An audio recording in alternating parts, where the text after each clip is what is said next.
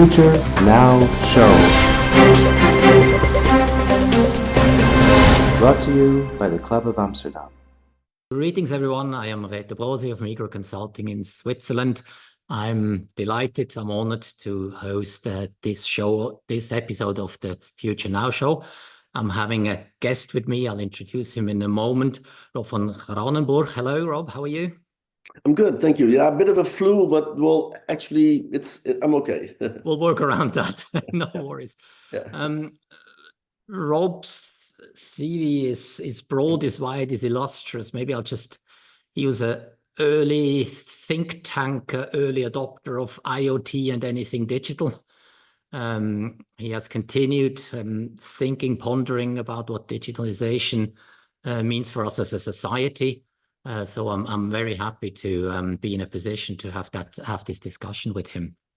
So without much further ado, Rob, why don't you give us a bit of background, a bit of history, and then we'll roll on. Yeah.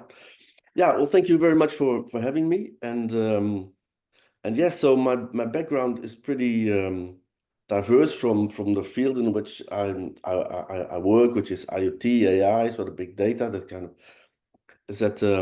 My background is in literature and languages, and so I've always read, of course, and in the 80s, 90s we went through hypertext, and so that's how we realized we could basically click ourselves out of environments where we couldn't do that before because they were closed books, and all of a sudden we had the web, and everything seemed open and nice. It was a good time, and we didn't really think about how young people would actually grow up in this web,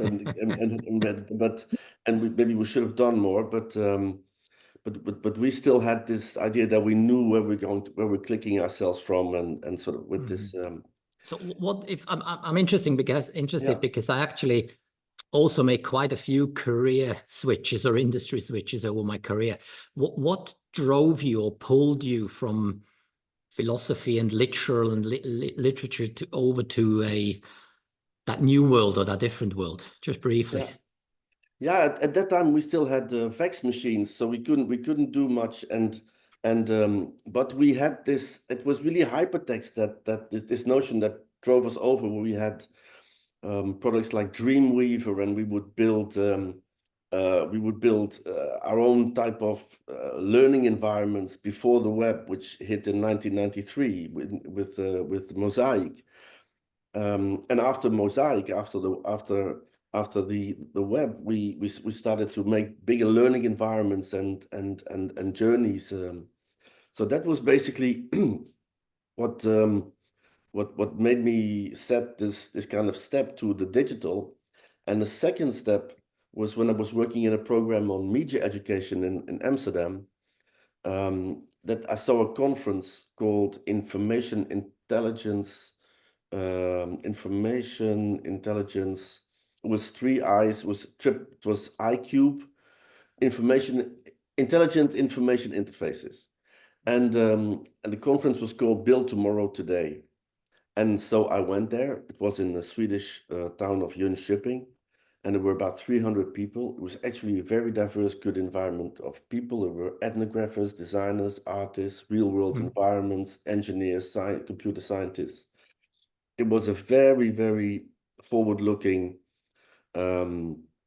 future and emerging technologies project, and it was basically about what was then called ambient intelligence and ubiquitous computing.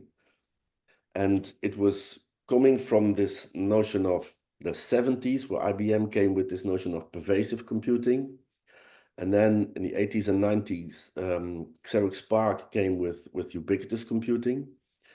Philips came with ambient intelligence around 2000, and it was basically all the same notions of making the environment smart or creating a smart environment. It's actually interesting, right? Just adding to it, Kodak was the one that invented the digital camera, and all these names that we just mentioned have almost disappeared, right? Yeah. Or it's fascinating. Yeah, it is fascinating. And I think the reason why they have disappeared is that they were tied to particular companies. So if you were talking about ambient intelligence, you would be in the Philips ecosystem. If you would embrace pervasive computing, there would always be IBM somewhere very present. And then in 1999, Kevin Ashton, who was a product manager for Procter & Gamble, came with the term the Internet of Things. And that really stuck.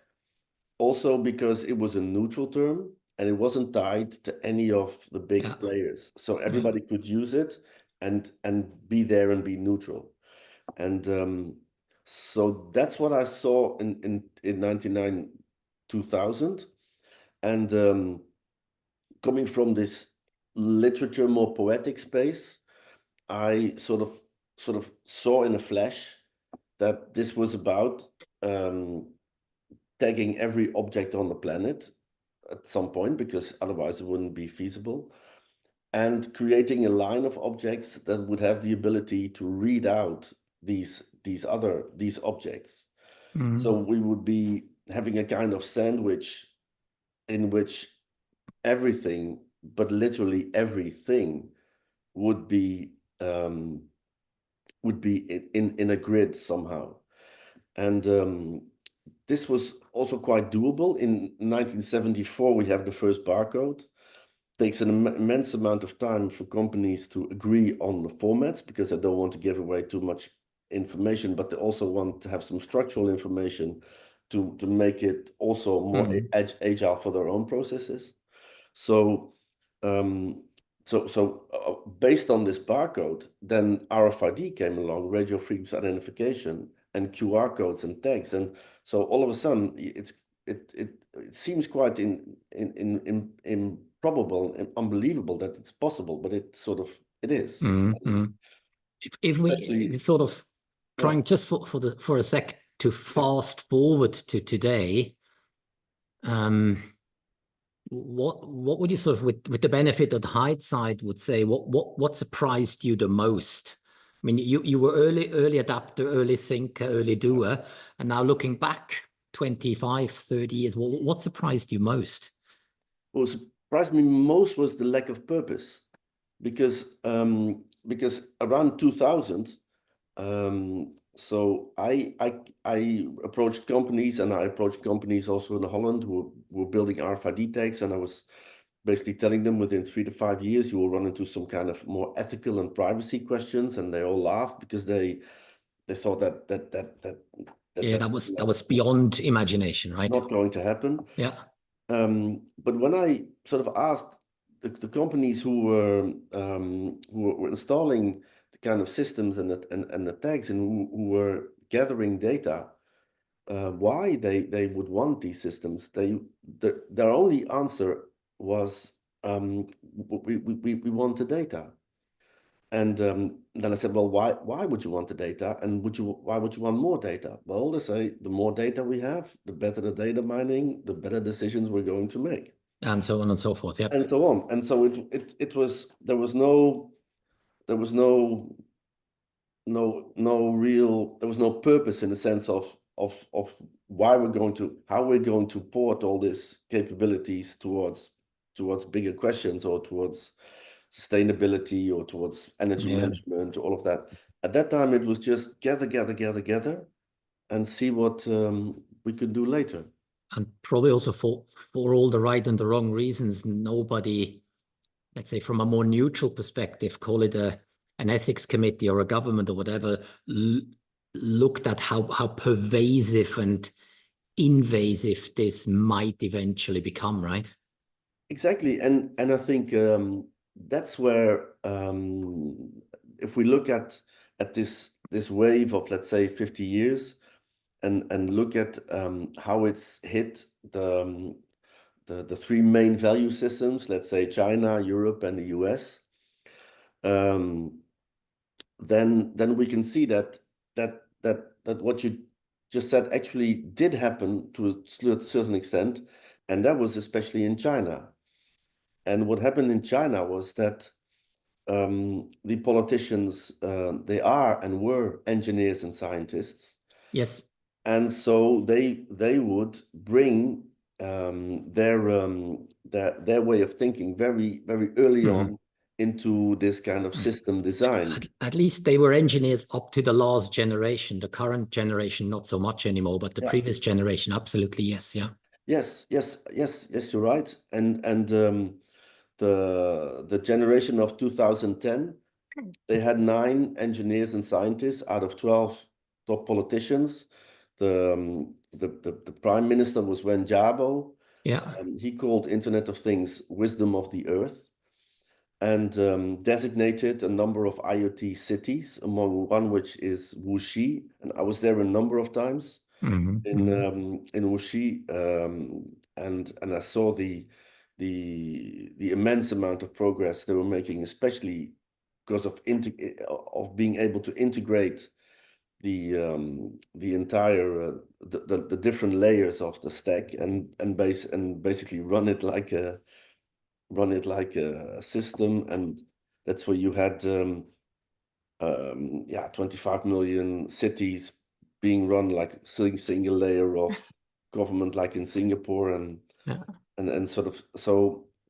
And that's when the engineers realized what this actually was. And so this was a new ontology. So if you have an analog layer of goods and things like we are used to, and if you infuse that layer with a digital layer, at some point this digital layer is going to rework itself through and in the analog layer, and it's going to create something quite new. And whenever you create something quite new, it's vital that you control that. So you have to name that. You have to be the person who actually names these new identities that are coming up. And the Chinese politicians, being engineers, understood this. And so they created this big bubble based on deep packet inspection. And in this bubble, they have full transparency and control. Now, this is in the way I see it. It was the only proper and only logical and right response to what we actually are witnessing. I mean, if we flip over, me now, being from Switzerland, sitting in Switzerland, if I flip over here, many sort of more detailed technical innovation, state of the art, is actually coming from here. Yeah. But for whatever reason, none of this was actually commercialized or made grand, whatever word you want to use, by firms here.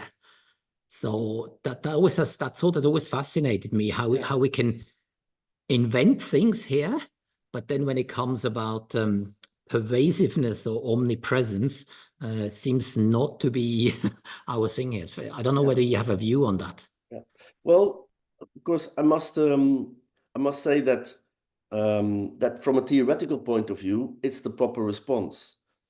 The way that the Chinese system has actually done this with a large amount of distrust and control in the system, that's not the way to do it. So we need to have this as a proper response with democratic control and democratic accountability. Sort of but it's clear that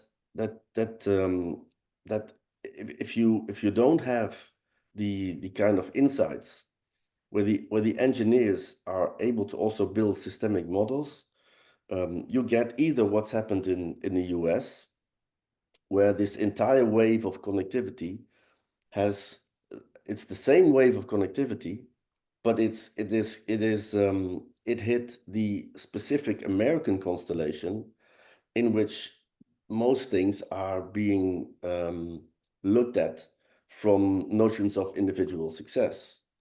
So largely driven by personal wealth, right? absolutely. Success defined by dollars, yeah. Yes. Yes. And in a way, sort of with Bob Kahn and Vint Cerf building the TCP/IP protocol, which actually started all this, which was like a fundamentally atypical protocol that would anyone have looked at it would have never run, because it basically says pass on the packet. And because of it, this simple pass on the packet, no security whatsoever protocol, it of course conquered the world in 3 seconds flat. But it was also coming from Stanford, from California. And if you create the protocol, you create the notion of data yourself. You basically define it, because you define the protocol, you define the notion of data. And Vince serves now with Google, sort of like for a long time. The intricate interwovenness between Google and Apple and Amazon, so all coming from the same region, has made these big men, these kind of Ayn Rand type big men with more wealth than anyone else, and sort of being able to launch basically any new venture, and more importantly, with the new AI wave, to capitalize on native AI applications, because they're the only ones who actually can see all these new entities coming up, with which they will then, of course, build new services. And so it's very difficult to gain that anything. Of course, I mean, I'm not that much of a historian, but that triggers these thoughts in me.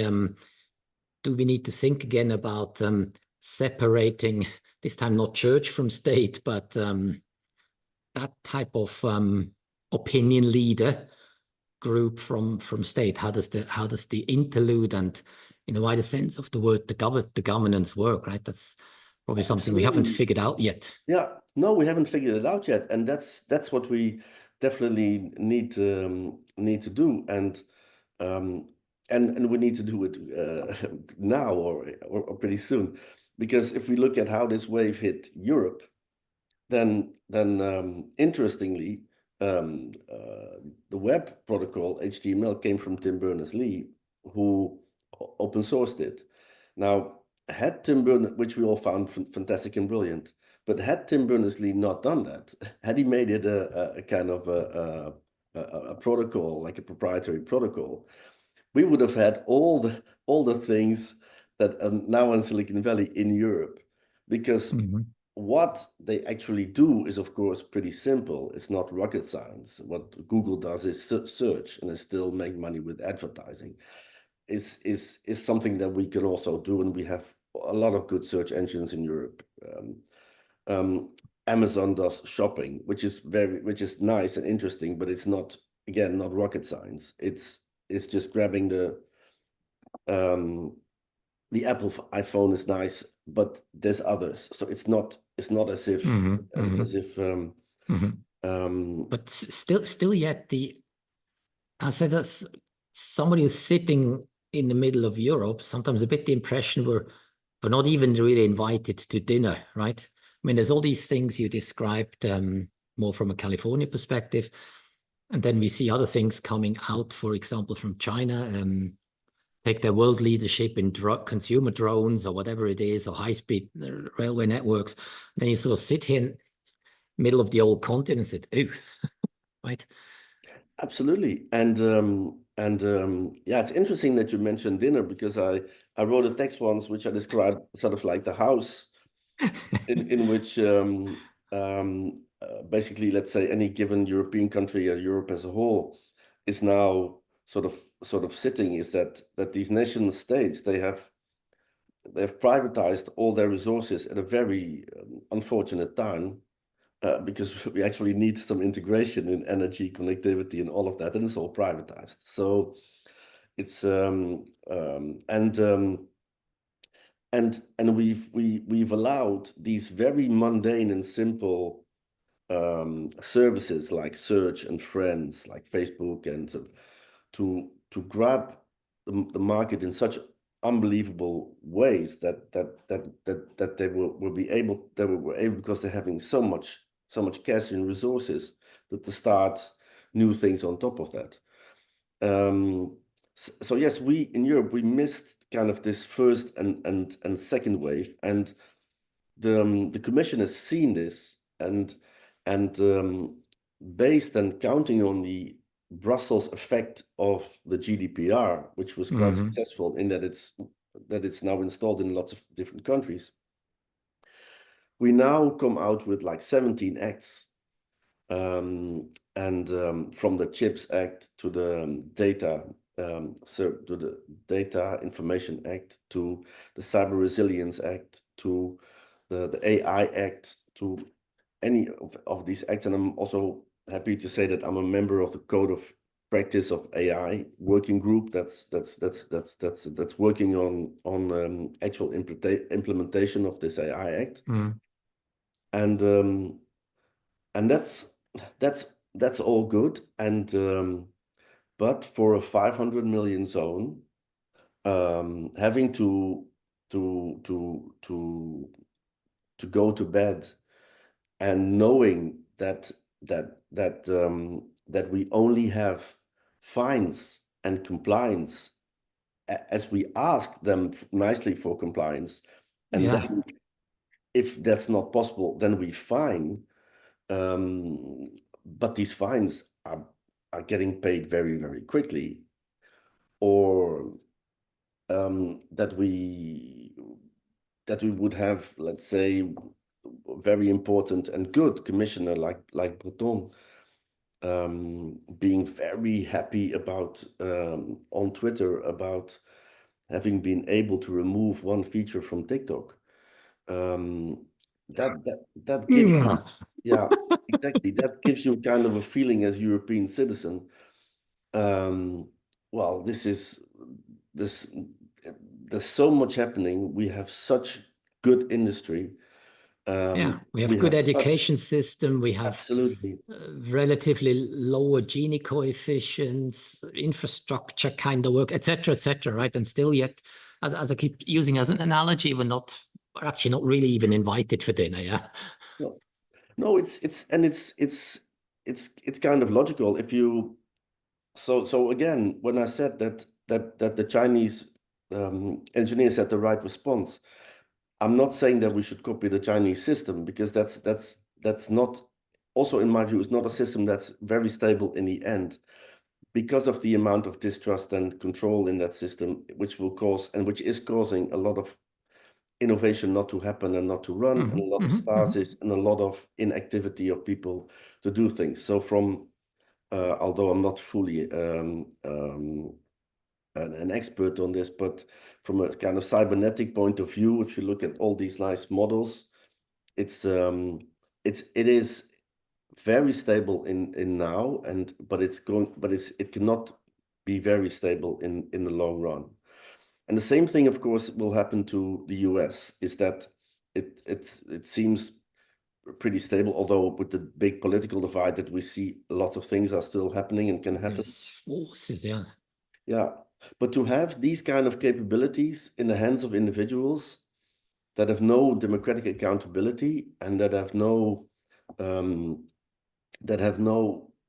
in which there's no integration of what they can do, because they're competing against each other, that's also not stable. But I just wanted to say, regardless who's in power where, let's say in Europe and the US, the next election is coming, the date is known, whereas if you're Mr. XYZ sitting on top of those trillions that you refer to, there is no known election date. Yeah. That governance is missing. Yeah, exactly. And so that's what I've been also wondering about for a long time. And I came up with a very simple solution, but it's so simple, it's so naive. Please share that with us. Yes. Beauty is in simplicity. Yeah. So about 10 years ago, sort of 15 years ago, I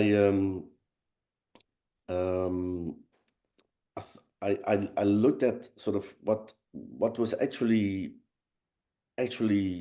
happening, and where the practice of things actually came from, and that was the mobile phone. And the genius, of course, in this space was Steve Jobs, who came back to Apple and then created this layer, and he defined what went in and what went out. He created sort of the App Store, and the ownership of that world or that platform, whatever ecosystem, whatever we want to call it. Yeah, absolutely. And through controlling the layer, through controlling the phone. And in the beginning, he also specified the telcos he was going to allow it to talk to. So he in the beginning, he even wanted and had full control over this will work with these telcos and it's not, and sort of and I think that was one of the most insightful things that someone has ever done in this kind of space of flows, is to take ownership on that level of on that device. So I think the way in Europe to get back temporarily, to have a kind of time out, is to create a European phone, so that we would have 500 million phones to begin with. But of course, people can buy it. It's a global phone. People can buy it everywhere. But we will, instead of, well, there's different layers. I think one of the first layers that we need to do is, if we have 500 million phones, the cloud will be the edge. So the phones will have so much good storage, edge capabilities, that it will be our primary cloud. So that's the primary cloud. And if you look at it so widely, scale is immediately given, right? We're not talking about a micro niche or something. Yeah.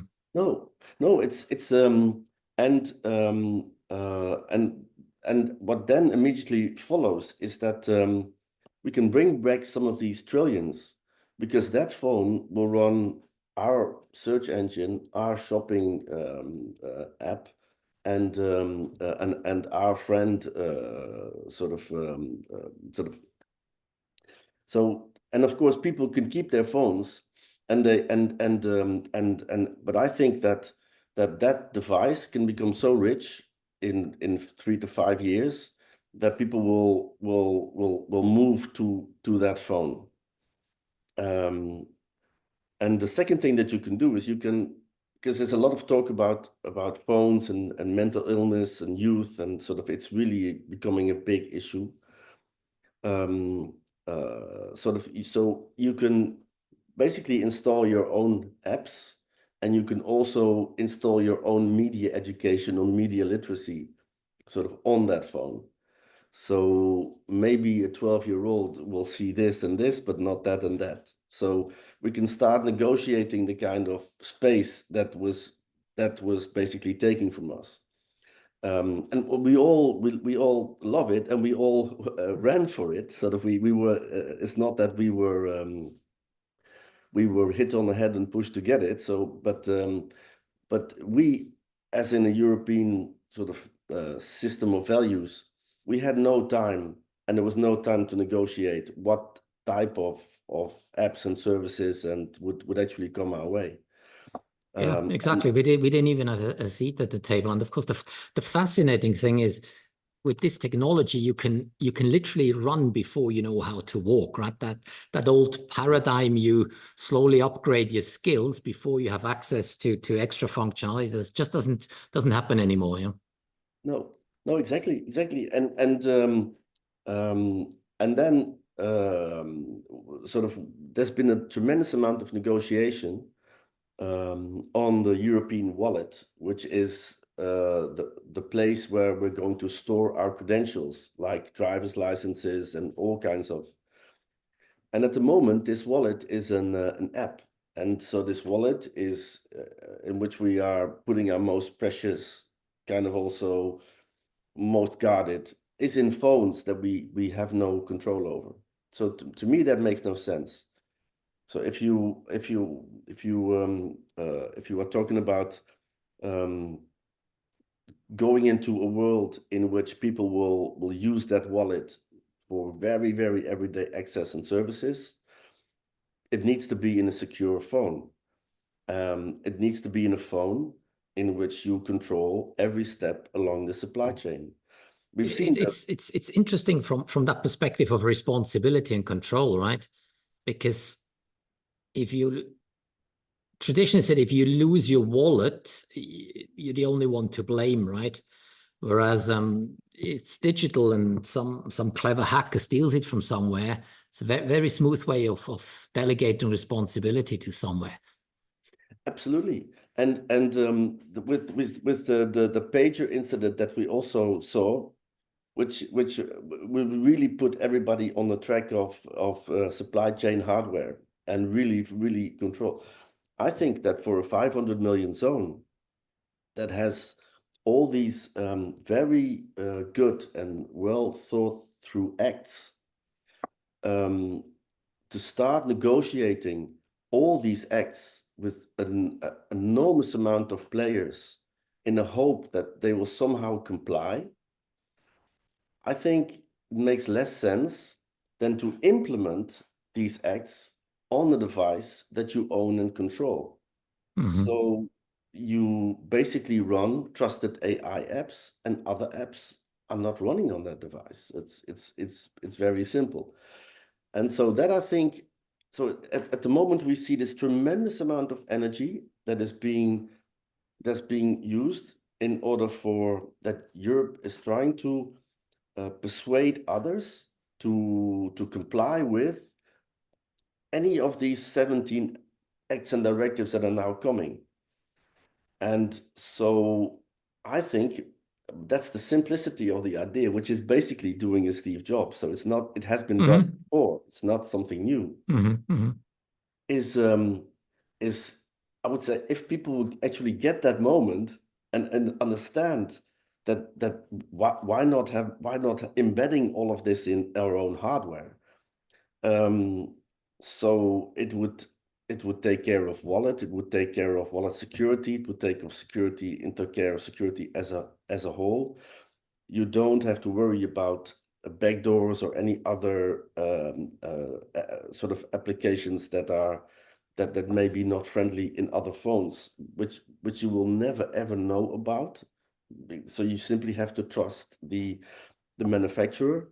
So I think, and then that phone, of course, can be bought by anyone, anywhere in the world. But Mm-hmm. they would simply then buy a phone for which they would actually think or believe or that there was consistent with their value system.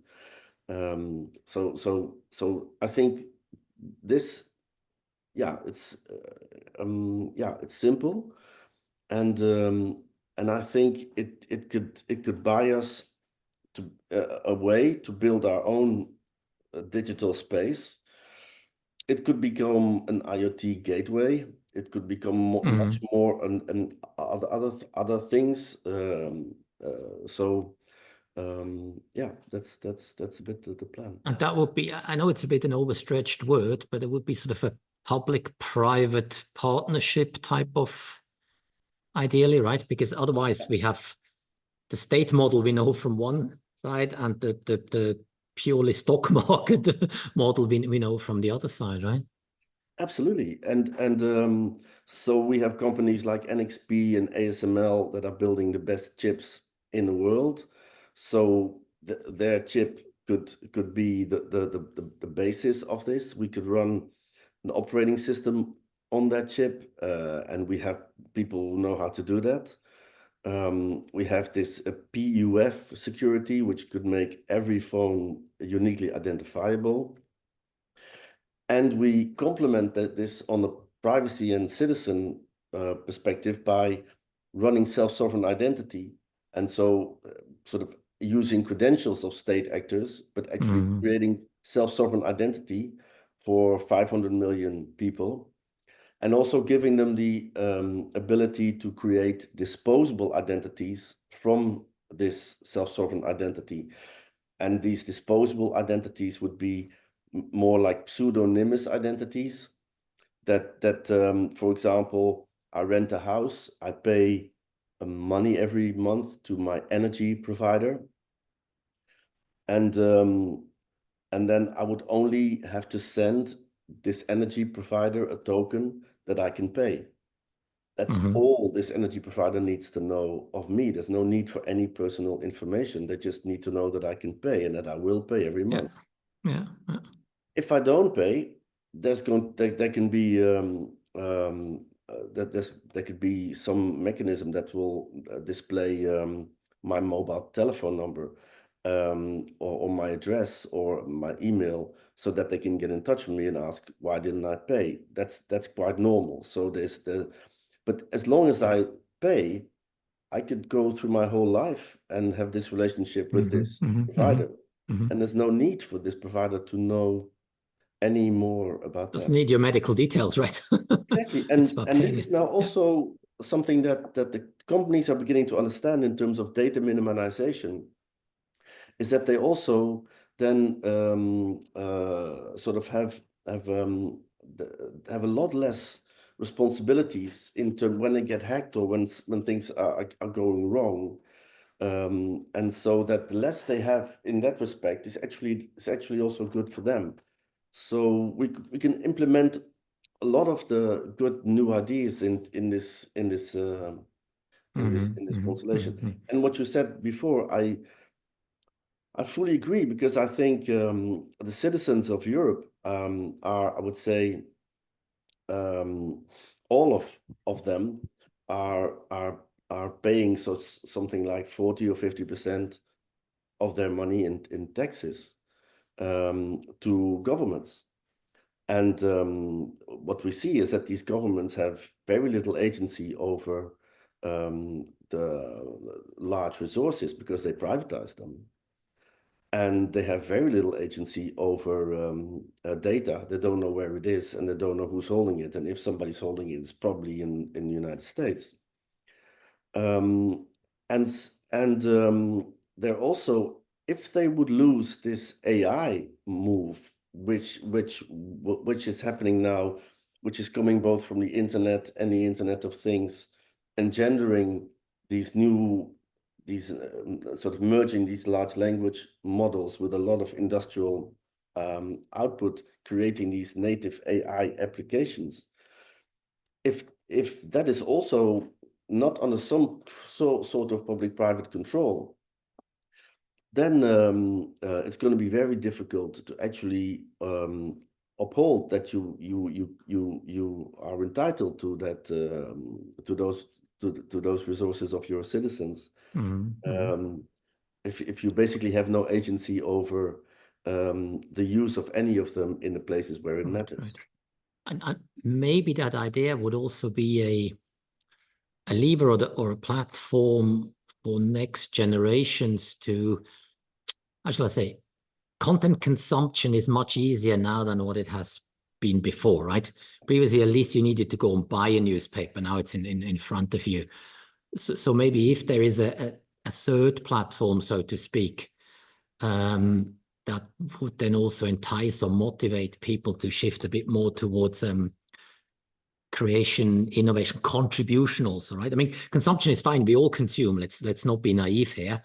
But if this could also trigger or entice people more towards meaningful creation, that would be a nice side benefit. Absolutely. And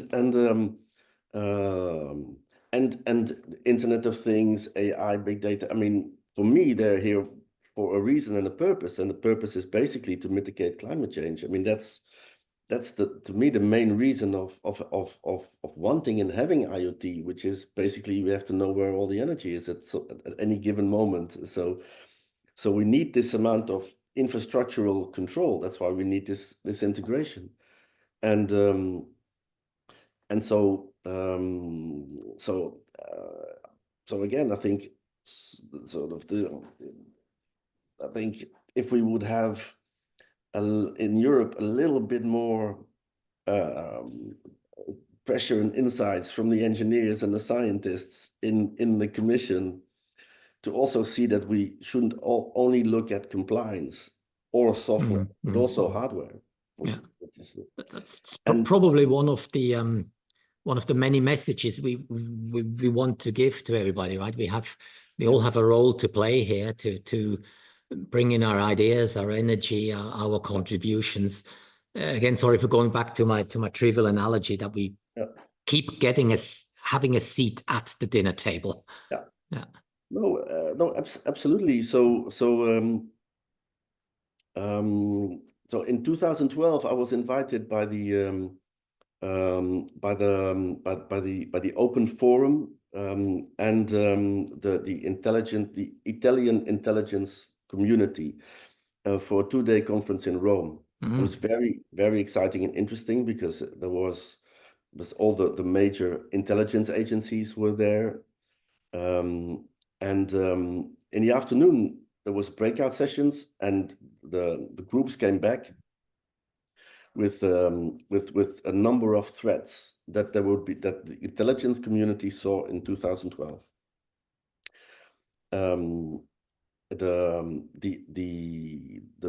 The talk at the coffee and thing was all about Stuxnet, because that was something that a lot of people were very, very worried and angry about, that they expected state players to actually to release these tools. The main threats that were identified was only one was a military threat, was NLP over New York, some kind of induction bomb taking out the stock market. A virus, which in the light of Corona was very sort of that was, but the other two was the full and main and total incapability of the state to deal with the digital. And actually, I'd walked in on the working group that was working on that, and that's what I saw written on the board. And I rest my case, because that's what I've been seeing. But what was happening, that the states and had no idea what they were up against. They thought it was just a nice tool, like a typing machine. Oh, this was a sort of an additional typing machine. They had no clue what it actually was. Yeah, and you don't want to be perceived as an innovation stifler, right? Yeah, that's true. And so they said,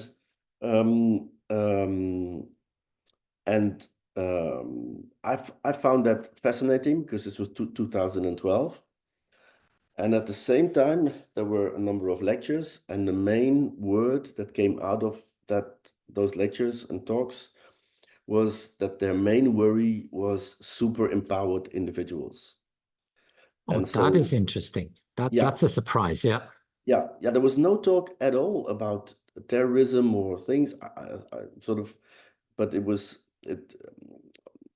really all about these super empowered individuals. And at that time, I thought about people like Assange, but now I actually think back, and I think more that they were actually already seeing people like Elon Musk and Mark Zuckerberg and Jeff Bezos and Sergey Brin, and sort of these super empowered individuals that would have state-like capabilities without the accountability to basically very little, exactly, with very little to no governance around them. I mean, it's interesting, that list you referred to. I mean, I was for a long time in the reinsurance law, dealing with large risk and exposures, and most of these things were on our radar screen as well. Viruses, solar flares, etc., etc. But the last two you mentioned, that is not on those lists. That's fascinating. Yeah. I also found it fascinating. But these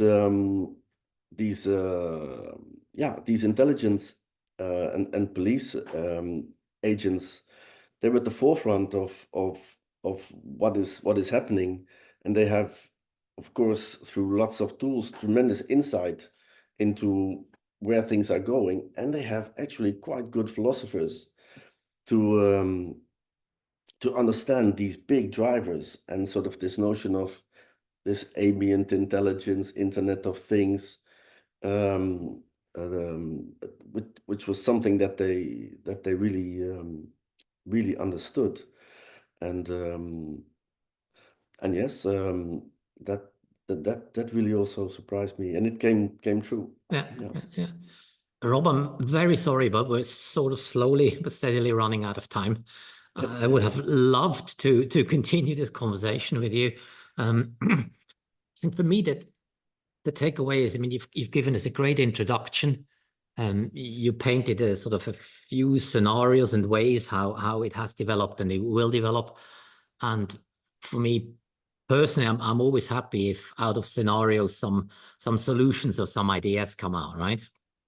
And probably as parting words for me, and then I'll let you to close the show. As parting words for me, it's really a shout or a call to action for everybody. Sitting back and complaining is not going to do it. But we all have our areas, have our niches, our networks where we can think and do make a difference. So Rob, over to you if you want to leave us with some final words.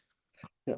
No, I think the situation of the last 75, 50 years shows that it's the engineers and computer scientists who've been making the differences also in the governance.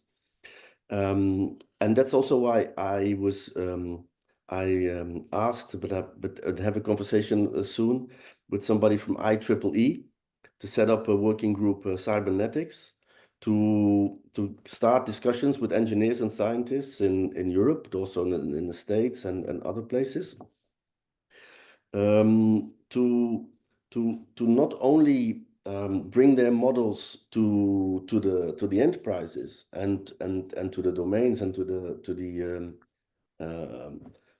the businesses, but also try to take their models a bit more up into the level of what we now call states, and because states were formed because the kings were weary of their kingdoms, and so these states are not given in the sense that they have to be there or they should be there for a number of more years. So we probably can also envisage new models of decision making, which will not go through the tools that we have today. So it would be fantastic if we see more engineers and computer scientists to take part in these discussions. Yeah, fully agree with you on that statement. Rob, thank you very much. It's been very interesting.